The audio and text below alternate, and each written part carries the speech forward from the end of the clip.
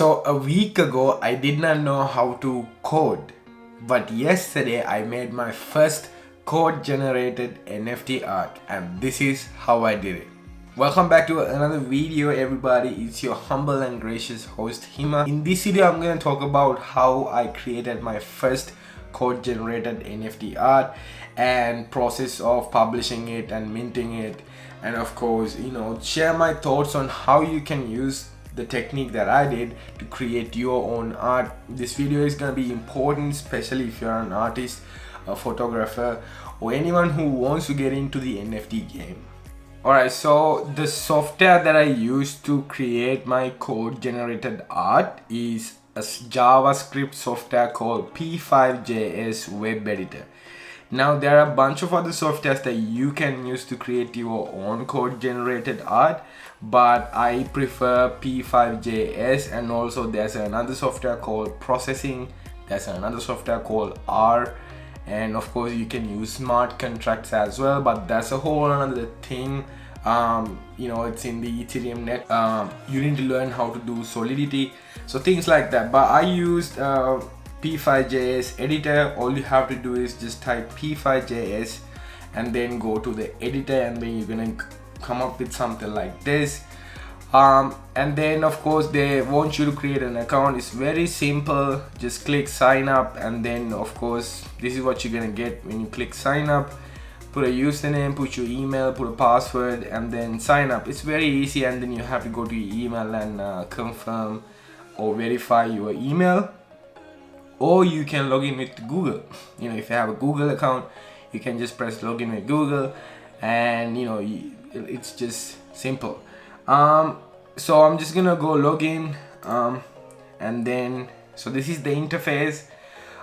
So if you're not familiar with coding of any kind of thing like I was, I did take Visual Basic like 10-15 years ago, but I don't remember any of it. So what I did was, I'll show you my art first. It's called the ring matrix, and this is the code that I wrote. It's a very simple code. Of course, if you're out there and who's a pro at coding, this might seem like a child's play, but for me this is a huge deal. It's the first time I did it. So it's pretty cool. I like it. And then of course I downloaded it. The thing about P5JS is that you cannot export as a movie or an MP4 file. You can export your file as an SVG, which is a vector graphic file, or you could do is what I did was, or you could do what I did is basically to download this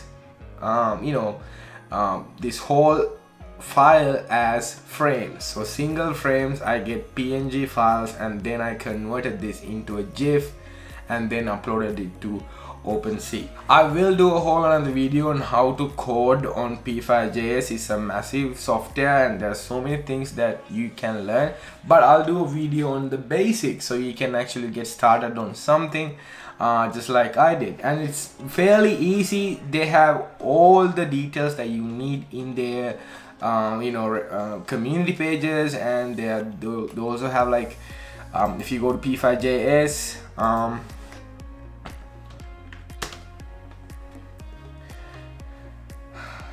if you go to P5JS, you can just select get started, and then they have these introductory videos and these everything that you need to get your basics started. But I will do a whole other video on it.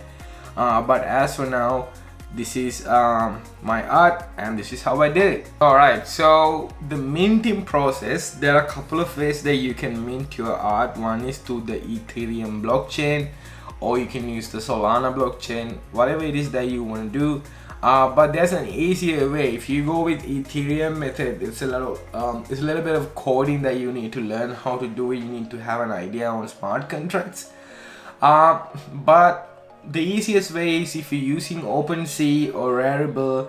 I use OpenSea to publish my art. All you have to do is just publish your artwork.